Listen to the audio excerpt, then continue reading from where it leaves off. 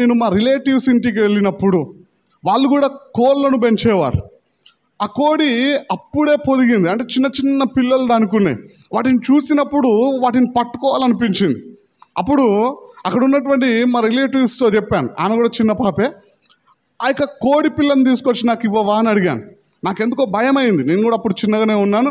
నాకు దాని దగ్గరికి వెళ్ళాలంటే భయం అనిపించి, వాళ్ళే పెంచుకుంటున్నారు కదా అని చెప్పేసి అక్కడ ఉన్నటువంటి ఒక సిస్టర్కి చెప్తే, ఆమె వెళ్ళి పట్టుకుందానికి ప్రయత్నము చేయగానే ఆ కోడి ఎగిరి దాదాపుగా ఒక 2-3 సార్లు ఈ కన్ను దగ్గరే పొడిచింది. జస్ట్ మిస్, కొంచెం ప్రక్కన పొడిస్తే కన్ను పోతుండే. అప్పుడు వాళ్ళ నాన్నగారు వెళ్ళి ఆ కోడిని వెళ్ళగొట్టారు. వెళ్ళి చెప్పినప్పుడు చూడండి ప్రియులారా, మనం జాగ్రత్తగా ఆలోచన చేసినట్లయితే ఆ కోడిని పట్టుకునే ప్రయత్నం చేసింది ఎవరు అంటే ఆ కోడిని పెంచుకునేవారే.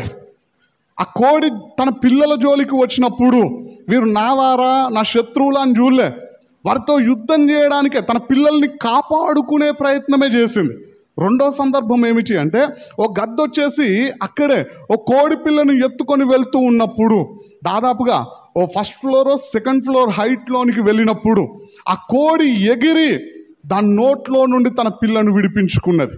అంటే ఎల్లప్పుడూ సిద్ధంగా ఉంటుంది కోడి పోరాడడానికి. యేసుక్రీస్తు ప్రభువారు మనల్ని గెలిపించడానికి ఎల్లప్పుడూ సిద్ధంగా ఉన్నాడు. మరి సోమరులుగా ఉన్నది ఎవరు అంటే పోరాడాల్సినటువంటి మనమే ఈ రోజున సోమరులుగా ఉంటూ ఉన్నారు. చాలామంది సాతానుతో పోరాడడానికి సిద్ధంగా ఉండరు, పాపముతో పోరాడి జయించలేకపోతూ ఉంటారు, శరీరాశలతో పోరాడి విజయాన్ని పొందుకోలేకపోతూ ఉంటారు. సాతాను చెరలో ఉన్నటువంటి ప్రజలను సత్యములోనికి నడిపించడానికి పోరాడకుండా సోమరులుగా అనేకులు ఉంటూ ఉన్నారు. ఒకవేళ ఆ విధంగా ఆత్మీయ సోమరిగా నీవు ఉన్నావా?